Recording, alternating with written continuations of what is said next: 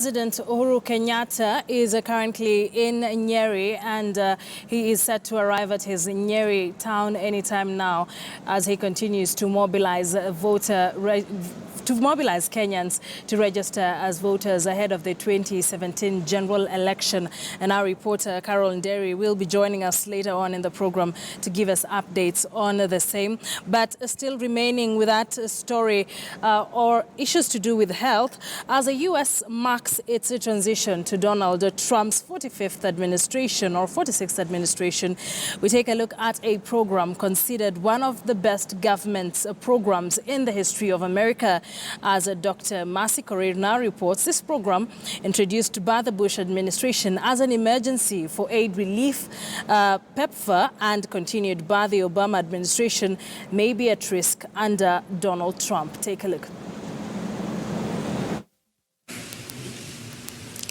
Nearly 30 million people have the AIDS virus, including 3 million children under the age 15. There are whole countries in Africa where more than 1/3 of the adult population carries the infection. This was George W. Bush, the 43rd President of the United States of America, on his 2003 State of the Union address, where he was just about to make a proposal that would later go down in history as one of his greatest legacies, an initiative to combat HIV and AIDS. Ladies and gentlemen, seldom has history offered a greater opportunity to do so much for so many. We have confronted and will continue to confront HIV/AIDS in our own country. And to meet a severe and urgent crisis abroad, tonight I propose the emergency plan for AIDS relief, a work of mercy beyond all current international efforts to help the people of Africa. The President's Emergency Plan for AIDS Relief, PEPFAR, is the largest international health initiative to fight a single disease. Later that year, President Bush signed the initial 5-year, $15 billion legislation that has seen 2 million people receive antiretroviral treatment and humane care for millions living with HIV and AIDS and children orphaned by the disease in sub-Saharan Africa, Kenya included. We've come from a place where we had highs of HIV prevalence of about 12-13%. Now we are at a stable 5%, 4-5%, 6%.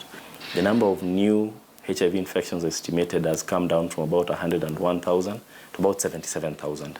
So we are seeing an improvement in almost all indices. President Obama, the 44th President of the United States of America, continued with this program where it was renewed in 2008 and 2013 and has since received over $72 billion, including new funding into research.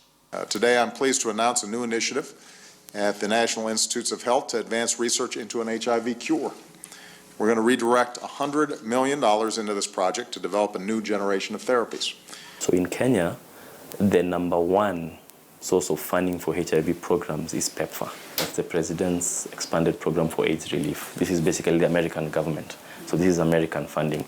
It contributes about 64% of the funds that go into the HIV response. Number two, which will surprise you, is the government of Kenya. It contributes about 21% into the HIV response. And then number three, we have the other big funder globally called the Global Fund for AIDS, TB, and Malaria, contributes about 8%. And then other sources, the remainder about 7%. And these other sources include things like out-of-pocket, households paying for their own expenses. Now, a 4-page list of Africa-related questions from the Trump transition staff was reported to be making the rounds at the State Department and the Pentagon. 2 questions mentioned PEPFAR in particular, and I quote, "Is PEPFAR worth the massive investment when there are so many security concerns in Africa? Is PEPFAR becoming a massive international entitlement program?" The New York Times reported that Trump team queries point towards skepticism about aid. The Atlantic carried a headline that tragedy would unfold if Trump cancels Bush's AIDS program. The Standard newspaper reported Donald Trump queries Kenya's health and terror funding. What happens should policy shift on this funding towards HIV and AIDS? 2/3 coming from external sources basically means that if that is scaled down, then we can see a dramatic rollback with all the programs that have been instituted for HIV in this country, if that happens. Apart from disseminating antiretroviral treatments, PEPFAR reported to have funded HIV testing and counseling for 72 million people, provided critical care and support to 6 million orphans and vulnerable children. Should the funding cease, countries that have been beneficiaries to PEPFAR will find themselves with an Herculean task in the fight against HIV and AIDS, despite President Obama's reassurances on the same and a call for more. So make no mistake, we are going to win this fight. But the fight's not over. Not by a long shot. The rate of new infections may be going down elsewhere, but it's not going down here in America. The infection rate here has been holding steady for over a decade. Countries that give the money that they promised.